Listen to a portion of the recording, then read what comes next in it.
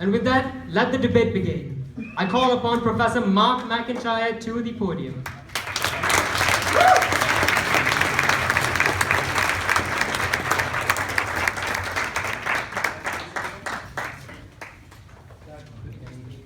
Yeah.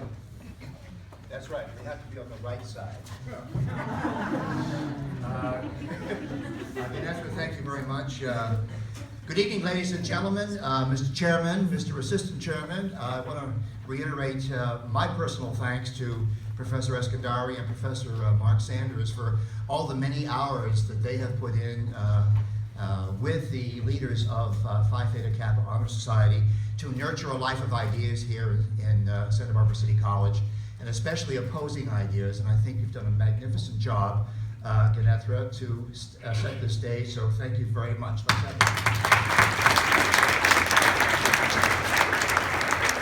In case you're wondering, he is running for office, and you can sign up for his campaign, so that's that. In any case, I'm very glad to be here this evening. Oh, by the way, I want to publicly thank Professor Joe White. I've been working with the philosophy department for almost 20 years, and I just want to publicly thank you for putting up with my nonsense, silliness, absurdity, and contrary opinions. The fact that I'm still there proves that. And contradictory opinions. I can say with C.S. Lewis that I actually entertain 6 contradictory things before breakfast every morning. Mr. Chairman, I'd like to begin by practicing what I preach. I teach critical thinking and writing, Philosophy 111. Good seats are still available, by the way, for my Tuesday evening class from 6 until 9, if you hurry. Operators are standing by to take your calls, by the way. Critical thinking and writing, and I see some of my students here this evening, and what I ask them to do and try to help them to do is to first of all, state their thesis. Secondly, to state a valid syllogism that leads to that conclusion. Third, to define their terms precisely as they can. Fourth, to provide evidence for the truth of their premises for the argument. And then fifth, to shut up and sit down. Now, I think I could probably handle 1 through 4, but I'll probably need your help to have me sit down and shut up. But you could help me. I'm very happy to be here together with Amanda and with Robert to defend the proposition that yes, the American dream does exist. So there's my statement of thesis. Now, Mr. Chairman, what is my syllogism? I have constructed a very simple, valid syllogism. You'll recognize it, those of you who have taken logic classes or critical thinking. It's a simple modus ponens. But this is the heart of my presentation. If the founding principles and values of individual freedom enshrined in both the Declaration of Independence and the Bill of Rights are preserved, protected, defended, nurtured, and passed as a legacy to future generations, then yes, the American dream does exist. That's my first premise. Second premise is, I wish to state affirmatively that the founding principles of values of individual freedom enshrined in the Declaration of Independence and the Bill of Rights are being preserved, protected, defended, nurtured, and offered as a legacy for future generations in America. QED, therefore, it follows that the American dream does exist, in my view, in my humble opinion. Now, I badger my students to define their terms after front-loading their thesis. I've done that.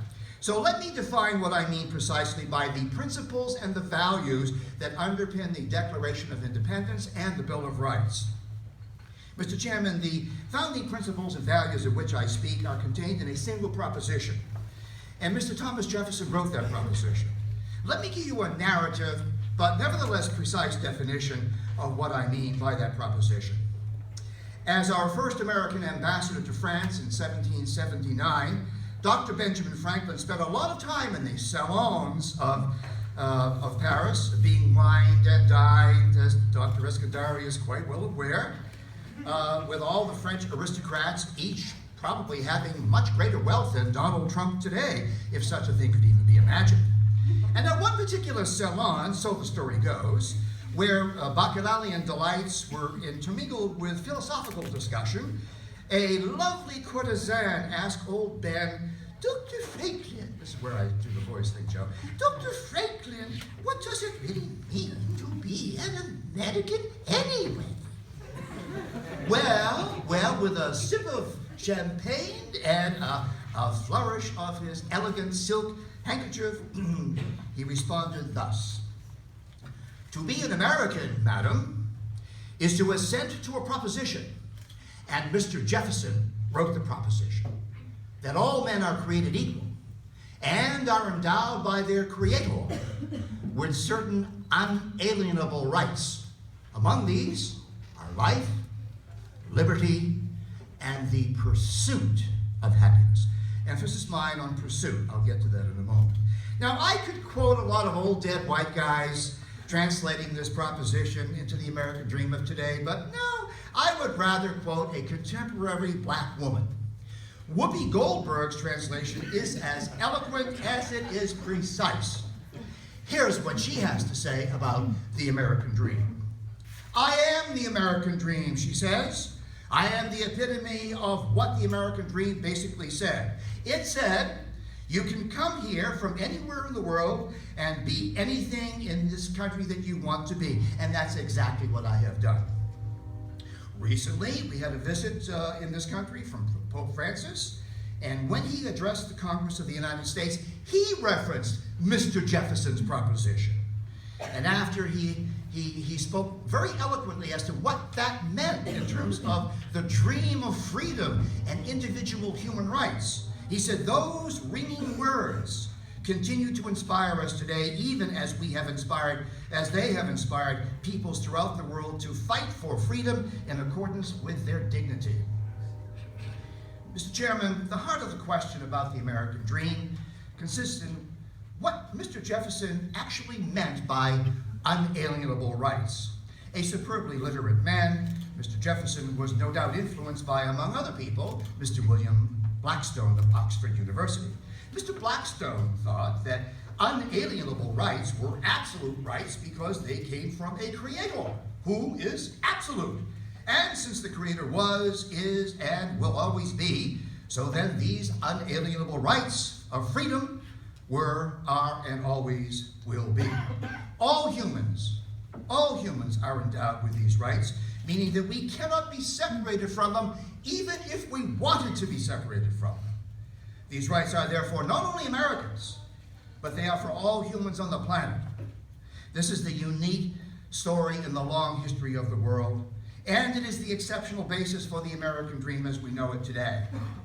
Until the Declaration of Independence was signed and the Constitution ratified, no other nation on the planet had ever written such a proposition before. Therefore, in the long history of the world, no nation has used this proposition as the foundation for its laws, codicils, rules, regulations, and traditions. For this proposition alone, America is unique among all the nations of the world that have arisen out of the barbarism and passed into decadence. Mr. Jefferson's proposition is why America will never abide socialism of its any manifestation for as long as it takes to remember the fundamental principles. As the Enlightenment philosopher John Locke noted, all mankind, being equal and independent, no one ought to harm another of his life, health, liberty, or possessions. Alexis de Tocqueville, who made a tour of America after our revolution, reported back to his French government, and he said, democracy and socialism have nothing whatsoever in common except one word, equality. But notice the difference, he says. While democracy seeks equality in liberty, socialism seeks equality in restraint and servitude. Even if you don't believe in the God as Jefferson's creator, as many reasonable people do not, you can still assent to his proposition by substituting the word nature. In either case, you come to the same conclusion in Jefferson's argument. Our unalienable rights as humans are not given to us by any government. They are endowed in us by nature itself. Moreover, so alarmed were Mr. Jefferson and his co-conspirators about the government infringing upon these unalienable rights that they turned around and immediately wrote the Bill of Rights. to protect our naturally endowed individual rights. It was not by mere happenstance that they wrote the Second Amendment to protect the First. As rebels in the eyes of King. What? 2 minutes. Whoa! Whoa! Okay, moving forward. Okay. I've been on the planet for 71 years. I arrived here quite by happenstance. Some passing aliens, very intelligent people, they never came back. And I've looked over all of the American presidents, and I've tried to find how they define, how they encapsulate the American dream. And I've settled on one. As an Irish Catholic boy from Boston, naturally I'm going to settle on John Fitzgerald Kennedy. And this is what he said in his only inaugural address about the American dream, and how American dream is translated into American policy.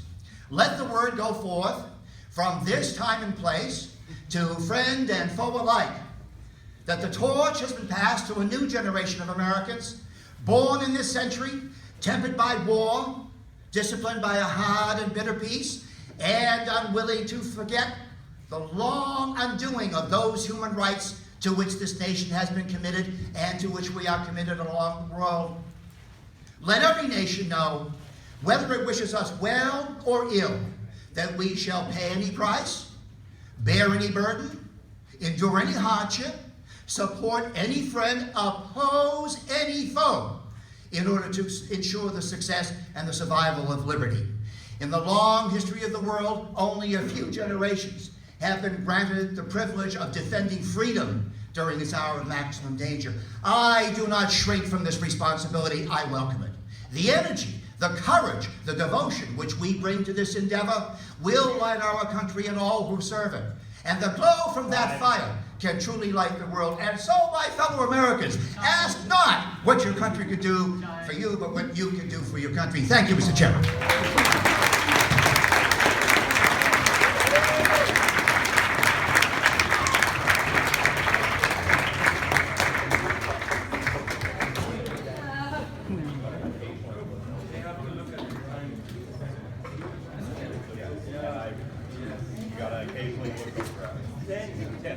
Yeah, to all the debaters, I do apologize.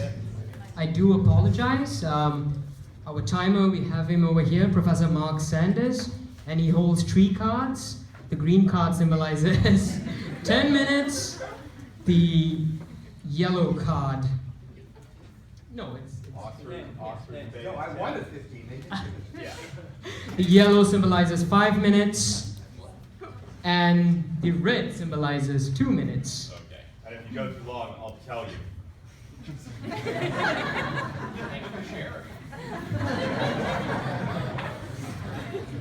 I just want to remind you all that while the debaters are presenting the arguments, you too can raise your hands and ask them a question directly as per Oxford Union rules. And before I forget, we will be doing the polling right after this with a raise of hands. Thank you, and Professor Joe White. Just ask a point of clarification. If a question comes up and I acknowledge the question, does the clock stop, or is that part of No, the 10 minutes? it's part of your time. Don't ask questions. I We don't have time. thought you liked challenges. If we have quorum and you want that to happen,